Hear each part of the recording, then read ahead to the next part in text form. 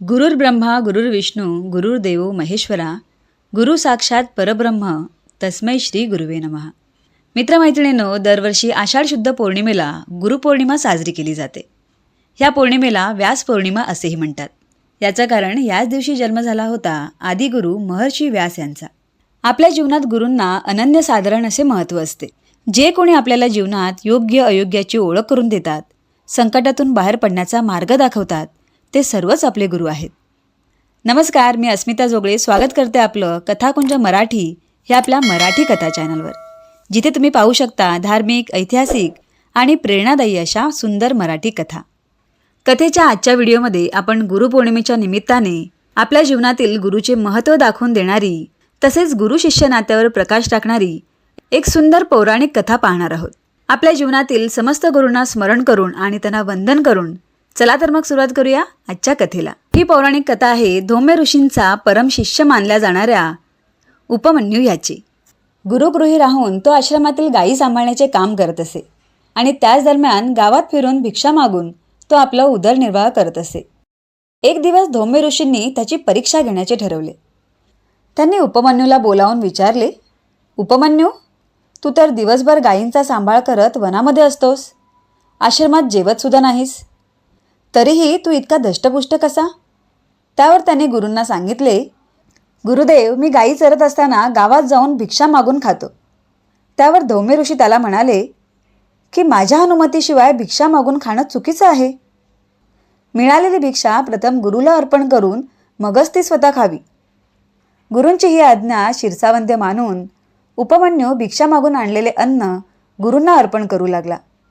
पण धौम्य ऋषी मात्र ती संपूर्ण भिक्षा स्वतःच ठेवून घेत आणि उपमन्यूला मात्र त्या भिक्षेतले काहीच देत नसत. पण तरीही उपमन्यूला त्यांचा राग आला नाही. एक दिवस संध्याकाळी उपमन्यू जेव्हा गायींना घेऊन आश्रमात आला, तेव्हा धौम्य ऋषींनी त्याला पाहिले. तो पूर्वीसारखाच धष्टपुष्ट दिसत होता. त्यावर त्याला जवळ बोलवून धौम्य ऋषींनी त्याला विचारले, तुझी सर्व भिक्षा तर मीच घेतो, मग तू काय खाऊन उदरनिर्वाह करतोस? त्यावर उपमन्यू त्यांना म्हणाला, गुरुजी, मी तुम्हाला भिक्षा अर्पण केल्यानंतर पुन्हा भिक्षा मागायला गावात जातो आणि ती खाऊन मी माझा उदरनिर्वाह करतो. हे ऐकून धौम्य ऋषी त्याला म्हणाले, उपमन्यू, असं 2 वेळा भिक्षा मागणं योग्य नाही. त्यामुळे इतरांना पुरेशी भिक्षा मिळणार नाही. गुरूंची ही आज्ञा मान्य करून तो पुन्हा आपल्या कामाला लागला. काही दिवसांनी गुरूंनी त्याला पाहिले तर तो पूर्वीसारखाच धष्टपुष्ट होता.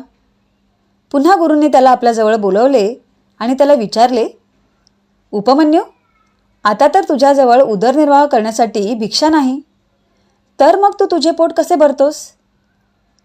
त्यावर उपमन्यू म्हणाला, गुरुजी, मी ह्या गायींचं दूध पिऊन माझे पोट भरतो. त्यावर धौम्य ऋषी पुन्हा त्याला म्हणाले की माझ्या परवानगीशिवाय गायीचं दूध पिणं योग्य नाही आणि त्यामुळे गायींचं दूध उष्ट होतं. त्यामुळे तू यापुढे गायींचं दूध पीत जाऊ नकोस. उपमन्यूने आपल्या गुरूंची ही आज्ञासुद्धा आनंदाने मान्य केली. दुसऱ्या दिवशी संध्याकाळी जेव्हा उपमन्यू गायी घेऊन आश्रमात आला, तेव्हा ऋषींनी त्याला परत विचारले, उपमन्यू, आता तर तुला भिक्षाही मिळत नाही आणि गायीचं दूधही नाही, मग तू तुझं पोट कसं भरतोस? त्यावर उपमन्यू त्यांना म्हणाला, गुरुजी, गायीचे वासरे जेव्हा दूध पित असतात तेव्हा त्यांच्या तोंडातून जे दूध खाली सांडते ते मी पितो. त्यावर धौम्य ऋषी म्हणाले, अरे रे, हे तर फार मोठे पाप तू करत आहेस. उद्यापासून असं करणं बंद कर. अशा प्रकारे धौम्य ऋषींनी उपमन्यूचे पोट भरण्याचे, पोटाची भूक भागवण्याचे सर्व मार्ग बंद केले. पण तरीही त्याच्या मनात गुरुबद्दल तिळमात्रही राग, तिरस्कार आला नाही. गुरु आज्ञा त्याच्यासाठी सर्वश्रेष्ठ होती. गुरु आज्ञेपुढे त्याला त्याच्या प्राणांचीही पर्वा नव्हती. दुसऱ्या दिवशी उपमन्यू नेहमीप्रमाणे गायींना चरवण्यासाठी रानात गेला. भुकेने व्याकुळ झाल्यावर काहीच पर्याय नसल्यामुळे त्याने रुईची पाने खाल्ली.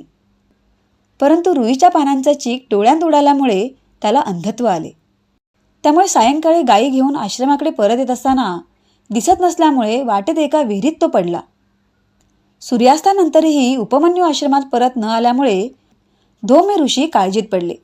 त्यांनी याबद्दल इतर शिष्यांना विचारल्यावर त्यांना समजलं की गायी तर परत आल्या, पण उपमन्यू मात्र वनातून आलाच नाही. उपमन्यूच्या काळजीने व्याकुळ झालेले धौम्य ऋषी इतर शिष्यांना घेऊन वनामध्ये गेले. वनामध्ये धौम्य ऋषी व त्यांचे शिष्य जोरजोरात उपमन्यूला हाका मारू लागले. अंगात अजिबात त्राण नसलेल्या, विहिरीत जखमी अवस्थेत पडलेल्या उपमन्यूने गुरूंची हाक ऐकताच विहिरीतून ओ दिली. सर्व शिष्य आणि धौम्य ऋषी विहिरीजवळ आले आणि त्यांनी उपमन्यूला बाहेर काढले. आपली भूक भागवण्यासाठी आपण प्राशन केलेल्या रुईच्या चिकामुळे आपली दृष्टी जाऊन आपण या विहिरीत कसे पडलो याचा वृत्तांत त्याने गुरूंना सांगितला. हा सर्व वृत्तांत ऐकल्यावर धौम्य ऋषींना गहिवरून आले. आपल्या आज्ञेचे काटेकोरपणे पालन करणाऱ्या उपमन्यूवर ते प्रसन्न झाले. त्यांनी त्याला देवांचे वैद्य अश्विनी कुमार यांची प्रार्थना करण्यास सांगितले. गुरु आज्ञेप्रमाणे उपमन्यूने अश्विनी कुमारांची प्रार्थना करण्यास सुरुवात केली आणि काही वेळातच अश्विनी कुमार त्याच्यासमोर प्रकट झाले. त्यांनीही उपमन्यूची परीक्षा घेण्यासाठी त्याच्या हातात घारगे आणि इतर काही चविष्ट पदार्थ असलेले एक भांडे दिले आणि सांगितले की तू हे ग्रहण केलेस की तुझी दृष्टी परत येईल. त्यावर उपमन्यूने त्यांना सांगितले की हे देवा, मी माझ्या गुरुला अर्पण केल्याशिवाय हे पदार्थ खाऊ शकत नाही. उपमन्यूची ही गुरुनिष्ठा पाहून अश्विनी कुमार त्याच्यावर अत्यंत प्रसन्न झाले. त्यांनी त्याची दृष्टी तर परत केलीच, पण त्याबरोबरच त्याला अनेक आशीर्वाद दिले. दृष्टी परत मिळाल्यावर अश्विनी कुमारांनी दिलेले ते स्वादिष्ट पदार्थ घेऊन उपमन्यू कसाबसा गुरूंच्या आश्रमात पोहोचला. त्याने घडलेली सर्व हकीकत गुरूंना सांगितली. त्यावर धौम्य ऋषी त्याला म्हणाले, उपमन्यू, अश्विनी कुमारांच्या आशीर्वादाप्रमाणे तुझे कल्याण होईल आणि सर्व वेद आणि शास्त्रांचे ज्ञानही तुला प्राप्त होईल. अशा प्रकारे आपल्या गुरुभक्तीमुळे, गुरूंवरील अढळ श्रद्धेमुळे उपमन्यूने आपल्या गुरूंकडून मोलाचा असा ज्ञानाचा वारसा मिळवला आणि तो धन्य झाला. मित्रमैत्रिणींनो, या सुंदर गोष्टीवरून आपल्याला असा बोध मिळतो, जर आपल्याला योग्य गुरु मिळाला ना, तर संसाररूपी या भवसागरातून आपल्या जीवनाची नाव अगदी आरामात सुखरूप तीरायला लागेल. तेव्हा गुरूंचा आदर करा, सन्मान करा. गुरुपौर्णिमेच्या खूप खूप शुभेच्छा.